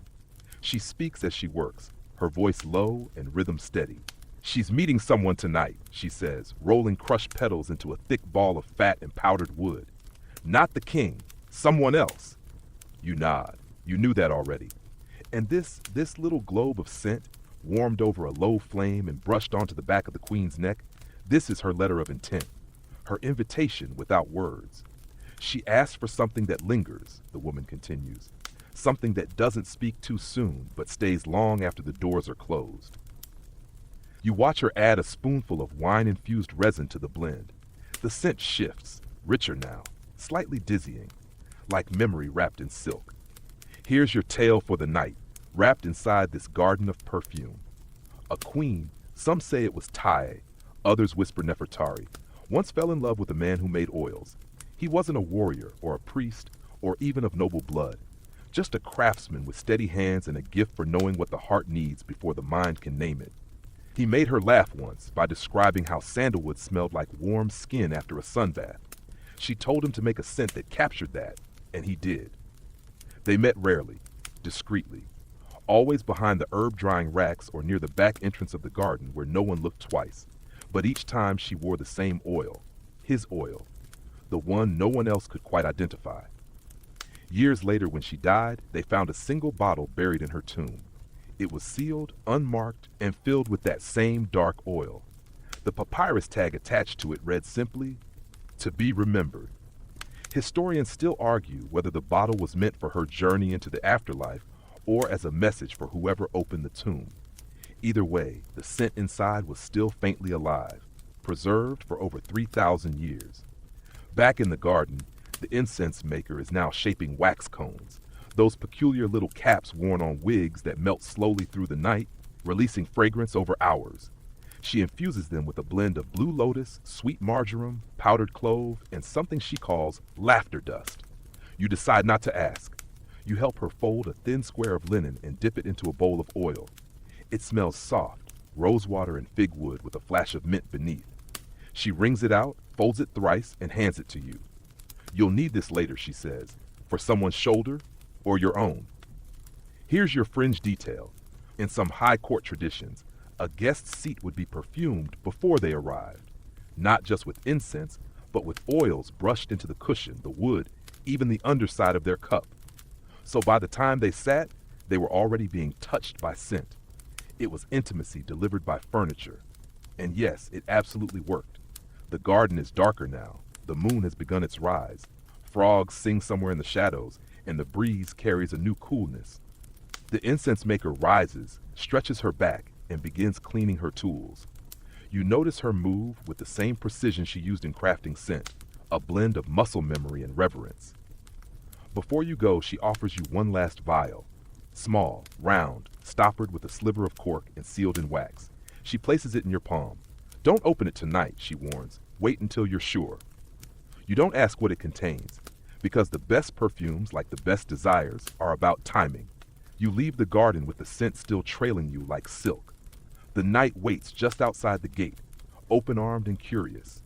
And in your pocket, that vial warms with your body heat, an unopened promise. You carry the vial like a secret. Tucked deep in your robe, cradled against your body, its weight is small, but its presence is loud. Each step you take from the garden feels like you've walked into the pause between inhale and exhale, like something is about to happen, even if it already has. The scent still clings to you. Resin, rose, dust, and something vaguely edible. You wonder if the Queen's visitor will know the difference between the perfume and the woman. You hope not. You turn onto a broader path now, heading toward the docks, where flat-bottomed barges sway lazily, their hulls loaded with grain, pottery, and bundles wrapped tight in linen. At first glance, it's nothing special. But tonight, something about this caravan feels off. Too quiet, too polished. No shouting, no last-minute ropes being tied. And then you spot it, a covered barge, smaller than the others, its awning pulled low. There's a soft glow beneath the canvas. And seated near its entrance is a man with eyes like desert dusk and a ledger balanced on his knee. He glances at you. Looking for something rare? He asks. Of course you are. You're led onto the barge, and immediately the air changes. Inside, the light is amber and low. The smell? Spiced, like cinnamon and dried citrus, with an undercurrent of something illicit. The merchant unrolls a linen bundle. Inside, packets of aphrodisiac ingredients labeled not with words, but with symbols. A knot for bonding, a flame for desire, a palm leaf for rest, a pair of eyes side by side for the kind of love that isn't loud but won't go away. This is the black market of passion, floating gently on the Nile, and it's thriving. He shows you a bottle of something dark and thick. This, he says, was meant for a vizier's second wife. She wanted his attention, permanently. You raise an eyebrow. She used too much, he adds. Now he follows her like a shadow. She can't even sneeze without him asking if she's cold. Here's your quirky fringe detail. Certain ingredients were so rare, like saffron, galbanum, or imported cardamom, that they had to be smuggled up the Nile in sealed honey jars to mask the scent. Even trained guards couldn't resist opening them for a taste, so merchants began hiding love filters in inedible honey. Thickened with clay, tinted with copper, impossible to mistake for dessert. You hold one such jar now. It's heavy, warm. A handwritten note is tied to its neck with thin blue thread. No instructions, just a single line, best used before the truth is spoken. You ask the merchant if people really use these. All the time, he says. Lovers, wives, sometimes priests, occasionally scribes who don't want to be forgotten after a festival. You pick up a scroll tucked beneath the table and unroll it. It's a shipping manifest, but with side notes scribbled in the margins. Add extra pepper. Client likes heat. No mandrake this time. Last batch too strong. Seal tightly. Don't want another sleeping scribe situation like last month. You look up. The merchant just shrugs. Love, he says, is risky inventory. From the back of the barge, a boy appears, carrying a box lined with straw. He opens it carefully. Inside are sealed glass vials, each filled with liquids of different hues. Amber, indigo, dark red, pale green. Some shimmer when moved, others sit thick and heavy. These aren't for everyone, the merchant warns. These are memories. You blink. Not just triggers, he explains. Distillations, bottled from sheets, from hair, from breath. Clients bring me the items. I turn them into reminders. You're holding one before you know it. A vial the color of dusk, faintly warm. Smell it, he says. You do. And suddenly, you're somewhere else. A room you don't recognize. A pillow that smells of figs. A hand brushing your cheek, not yours. The memory is not real, but it is intimate, like a dream someone left behind by accident. You hand the vial back, unsure of whether you want it or want more. The merchant takes it gently. That one belonged to a woman who wanted to remember a man before he married someone else. And now, she doesn't need it anymore, he says, but someone always does. Here's your historical tidbit. While Egyptian magic is often associated with scrolls and chants, many believed in the power of imprint memory, the idea that emotions lingered in fabric, scent, even soil. Some lovers buried their linens together beneath their beds. Others burned scraps of clothing and mixed the ash into oils, intending to wear each other even when apart. The barge begins to shift, a soft creak of wood against current. The merchant begins packing up. Stay or go, he tells you. But if you buy something, use it wisely. You don't choose anything, not yet. But your fingers linger over the eyes, those two symbols inked side by side, neither looking away. You leave the barge slowly, the scent of cinnamon still on your hands, your thoughts heavier than the water beneath your feet. Because love is simple, yes, but smuggling it? That's an art form. You leave the floating barge of black market desire behind, stepping back onto the warm stone embankment with a slight wobble in your stride. It's not the motion of the boat that lingers. It's the memory of that scent, that story, that moment of intimacy caught in a bottle. Your thoughts feel heavy but pleasant, like silk soaked in oil.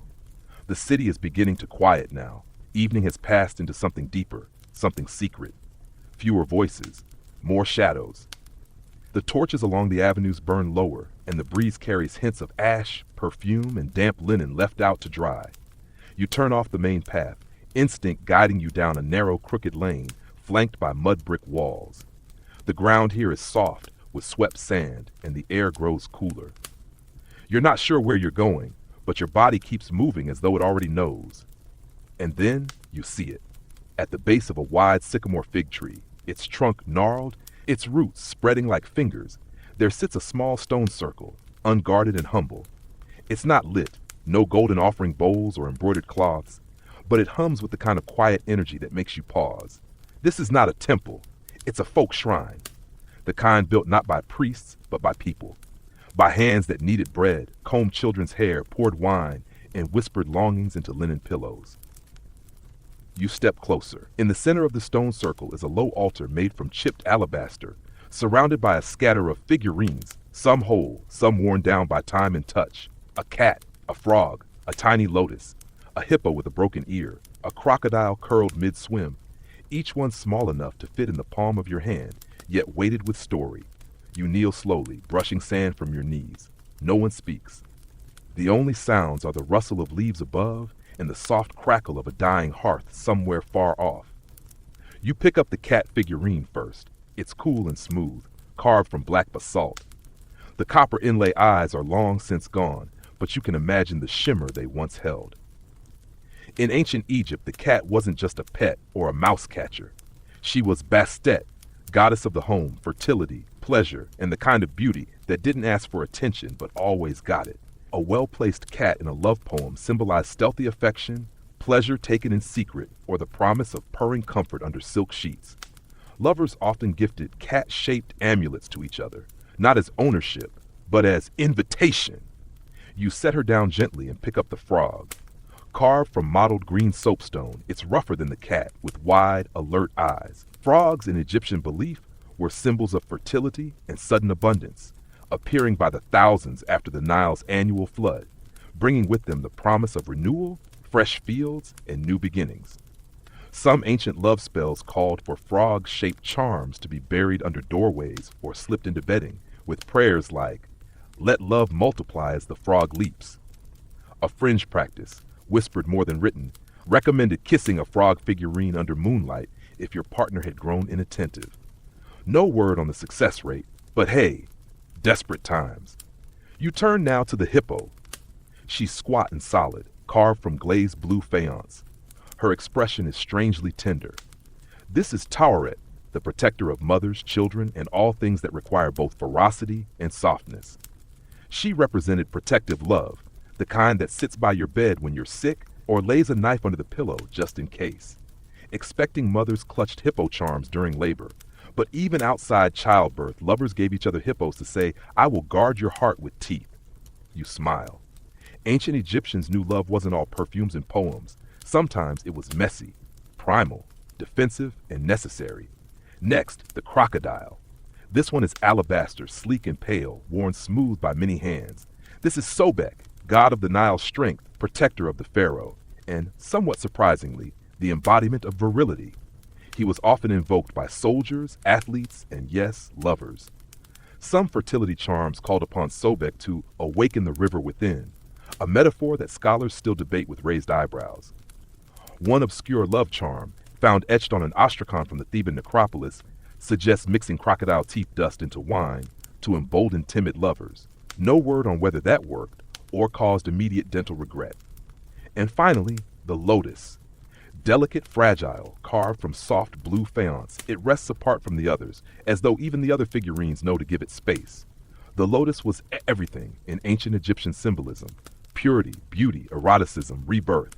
It opened with the sun and closed at night, and its scent, heady, sweet, slightly intoxicating, was thought to inspire divine dreams. In love poetry, to call someone a lotus was to say, "You awaken something in me that even the gods envy." One recovered verse reads, "You are the lotus my hands cannot close, the scent that sleeps in my skin, the bloom I return to again and again." You sit back, the 5 symbols laid before you: cat, frog, hippo, crocodile, lotus, and in them the full spectrum of desire: companionship, surprise, protection, strength, beauty. Some ancient lovers carried these symbols in little leather bundles, worn around the neck or hidden beneath linen sashes. They dipped them in wine on festival nights, whisper their partner's name over them, or leave them beneath pillows as silent promises. One pouch found buried in the wall of a house in Amarna still held 2 strands of hair, bound together by red thread and wrapped around a lotus root. Historians still argue whether these bundles were taken seriously or used more like romantic jokes, but those hair strands suggest it wasn't just superstition. It was memory, made tangible. You wrap the 5 symbols in a small cloth offered by the shrine, then place them back with care. They were never yours to keep. Before you leave, you notice a final object tucked in the corner, a cracked bronze mirror, propped carefully against a stone. Its surface is dim, pitted with age, but still catches your reflection. You lean in. Your eyes are lined with kohl, your face shadowed by moonlight. You look familiar, different, a little like a cat, a little like someone about to bloom, and just below your face, those 5 figures remain. Not gods, not toys, just reminders that love in all its messy, miraculous forms has always needed help being seen. Even if that help comes in the shape of a frog, you're walking again, slowly now, the way people walk after a particularly good story, or a particularly good glass of something warm and forbidden. The silence is velvet. Even the breeze is respectful, rustling the papyrus leaves like a librarian turning pages. And still, you carry it all. The memory of that black market barge, the weight of the charms from the shrine, the perfume vial hidden deep in your robes, each of them tugging gently at your awareness like threads in a very old, very intricate tapestry of desire. The streets have emptied, save for the occasional night guard dozing beneath a palm tree or a cat weaving confidently between jars of pickled onions and dried lentils. You feel like the last waking soul in Thebes. But you're not done. The moonlight leads you now, not to a palace, not to a harem, not even to another shrine. It pulls you toward a humble building tucked behind a line of fig trees, its mud brick walls painted with faded signs. Some letters, some symbols, some marks you don't recognize. A mortar, a papyrus scroll, a pair of hands. You've arrived at the house of the herbalist. This isn't your average apothecary. No bustle, no crowds, just a single clay lantern glowing from within and a wooden door slightly ajar as if the night itself were being welcomed inside. You enter, and immediately the air changes. The room is warm but not stifling, fragrant but not overwhelming. The smell is layered, crushed mint, old smoke, honey, something floral and ancient.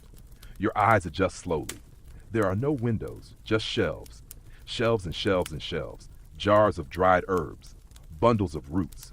Bowls filled with powder the color of sun-baked bone. Sticks of cinnamon longer than your forearm, and tucked in corners, strange tools. Spoons of beaten copper. Spindly stirring rods. Small sieves made from papyrus thread. The herbalist appears without ceremony. He is old. Ageless, actually. Wrapped in linen that has seen more moonrises than you can count. His hands are stained with pigment. His eyes are sharp. He doesn't greet you. He just gestures to a stool. You sit. You're here for the inside kind of wanting, he says, and somehow you know exactly what he means. He begins pulling things from the shelves. Ginger root, dried figs, mandrake, of course, a pinch of cinnamon, a splash of wine thick as syrup, a stick of sugar cane split down the center. He crushes them in a shallow basalt bowl, muttering something, not a chant, not a spell. Maybe just a recipe remembered from long ago. You're witnessing the creation of an ancient Egyptian aphrodisiac, not perfume, not incense, but something to drink. He pours the mixture into a small copper cup, stirs it with a stick of licorice, and hands it to you. It's warm, sticky. You hesitate, then sip. It's sweeter than you expected, thick, earthy, like dates and desire had a baby, and that baby grew up and got into herbalism. The warmth spreads from your chest outward, slow like honey running over a smooth plate. Your breath deepens, your eyes blink slower, your thoughts soften, and for a moment you feel everything. The texture of the linen on your legs, the pulse in your fingertips, the echo of someone's hand on your neck.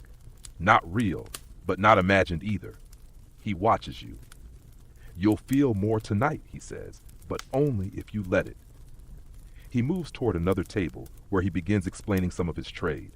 People think these things are tricks, he says, but they're not. They're reminders. The body already knows how to want. We just give it permission. He shows you an ancient scroll, its edges cracked, its ink faded but legible. This one, he says, was written for a noblewoman whose husband had forgotten how to be curious. The scroll lists ingredients: saffron, rose petals, sea salt, powdered fenugreek, pomegranate juice, and a peculiar instruction: simmer under a waxing moon while reciting the name of your beloved, but backwards. You try to imagine it, cooking desire like soup, whispering names into steam. You glance at another scroll and your herbalist chuckles. That one didn't work, he says. Too much pepper, gave everyone hiccups. Here's your quirky fringe detail. Some Egyptian love potions were meant to be smelled, not swallowed. The lover would carry a soaked cloth tucked into their sleeve, letting the scent drift toward their intended target in the marketplace or at a dinner. If the person turned toward them and smiled, the potion was deemed successful. If not, well, there's always another festival. He begins to mix something else now, slower this time. A preparation for someone else, perhaps. A different kind of longing. While he works, you notice a line of clay cups lined up on a shelf, each labeled with strange symbols. He catches your eye. Those are for forgetting, he says softly. Not everyone wants to remember. You nod, because sometimes desire lingers too long. Like spilled oil on linen, it leaves a mark, even after the scent is gone. He hands you a cloth-wrapped parcel. Take this, he says. It's not for tonight, it's for when you feel nothing. This will remind you. You don't ask what's inside. The magic, clearly, is in not knowing until you need it. You rise to leave. Your body feels light, not in a floating way, in a grounded way, like you've been filled with something ancient, something that remembers for you. Before you step out, he places his hand on your shoulder. Desire, he says, is a teacher. You just have to listen closely. You nod, because he's right. And as you step back into the night, into that warm air thick with silence and fig blossoms, you realize something. The Egyptians didn't chase desire. They prepared for it, measured it, honored it, and when it came, they let it in. The hour is late now. That hush has fallen. The one only ancient city seemed to know. Not silence exactly, but the space between things. The Nile is a ribbon of shadow. The palm trees are silhouettes, and the stars for once feel close enough to touch. You walk without hurry. Every breath feels longer, slower, like even your lungs are winding down. There's nowhere left to go, and yet your feet carry you onward, toward a small walled courtyard nestled behind an old temple complex. You've passed this place before, but tonight the door is open. You step inside, and here in this quiet space hemmed with stone benches and pots of dried lotus stems is a gathering of women, young, old, noble, common, some kneeling, some lying back on embroidered mats, and in the center a woman with a coal-lined gaze and a voice like smoke, reciting softly from a book of love spells. She does not pause when you enter. She simply gestures to an open mat. You settle down. The night air is warm, and the words reach your ears like a lullaby laced with longing. These are not spells in the dramatic sense. No thunder, no divine commandments. They are whispers, pleas, private bargains between the heart and the gods. To awaken him like the sun awakens the lotus, she reads. Place your hands upon his chest and speak his true name. Not the one others know, but the one only you have ever said. You look around. No one stirs. Everyone is listening with eyes half closed. Some are smiling. The spell reader continues. To draw her gaze again, grind blue petals with honey, place them on the tongue, and let your next words carry sweetness enough to be believed. This is the kind of magic woven into daily life. It's not about control. It's about attention, affection given form, desire made deliberate. She begins the next one with a warning. Do not speak this charm unless you are ready to be seen, truly seen. It does not conjure love, it reveals it. You swallow. Because that one feels dangerous. Here's your final erotic story of the night. It's short, but it lingers. A scribe once fell for the daughter of a perfume merchant. He passed her every day, left papyrus flowers on her doorstep, even sent messages via her cat. But she never turned her head. So one night, he crept into this very courtyard and recited a spell meant to open the eyes of the indifferent. The next morning, she met his gaze. They married. Years later, on her deathbed, she whispered, I saw you long before the spell. I just wanted to see if you'd cast it anyway. Historians still argue whether the story is real, but etched on the walls of this courtyard are names, pairs, some crossed out, some circled in ochre, some carved in shaky lines that suggest old age or nervous hands. These names weren't graffiti. They were offerings. You rise now, walking along the edge of the courtyard. There's a shallow basin filled with rose water, a clay cup, a stylus. You're invited, without words, to leave your name. You hesitate, then press the stylus into the clay, not your full name, just enough to be remembered. Beside the basin sits a pile of small folded cloths. You take one. Inside, a final gift, a single dried lotus petal, a smudge of cinnamon, and a line written in the ancient tongue. Roughly translated, you are not unloved, only waiting. And that's the truth, isn't it? All these aphrodisiacs, perfumes, charms, spells, they aren't just about seduction. They're about the ache of wanting to be seen, to be felt, to matter. And in ancient Egypt, that ache wasn't hidden. It was honored. Here's your final fringe detail. In some tombs, especially of women, archaeologists have found personal love letters, addressed not to husbands, but to lovers, to children, to gods, and even to themselves. One letter simply reads, "You were not wrong to want, only afraid to ask." You step outside. The wind has stilled. The moon is full now, casting silver over every doorway. And for the first time tonight, your body feels steeped in history, perfumed by memory, stilled by understanding. You are full, not with noise or answers, but with presence. And as you walk home, or somewhere like it, the night feels like a soft robe wrapped around your shoulders. Like someone is still whispering, you are wanted, you are worthy, you are always enough. And now, dear traveler, it's time to let go. Time to let the streets of Thebes fade behind your closed eyes. To let the scent of lotus and cinnamon melt into memory. To feel the warmth of oil still lingering on your skin, the hush of spells curling into the corners of your mind. Breathe. You've wandered through love songs scratched on stone, through perfumes blended in moonlight, through quiet courtyards where hearts were read like scrolls. You've tasted desire not as heat, but as hunger wrapped in poetry, laughter hidden in linen, a promise folded into the smallest of amulets. Exhale. Let the queen's perfume slip from your wrist. Let the frog charm rest. Let the cup drain. Let the name you wrote into clay dissolve like a kiss never given but always hoped for. You're safe here. History has held you tonight, not as a scholar, not as a stranger, but as someone who, like every soul in every century, has yearned for something warm and real and slightly ridiculous. Sleep now, the Nile will keep flowing.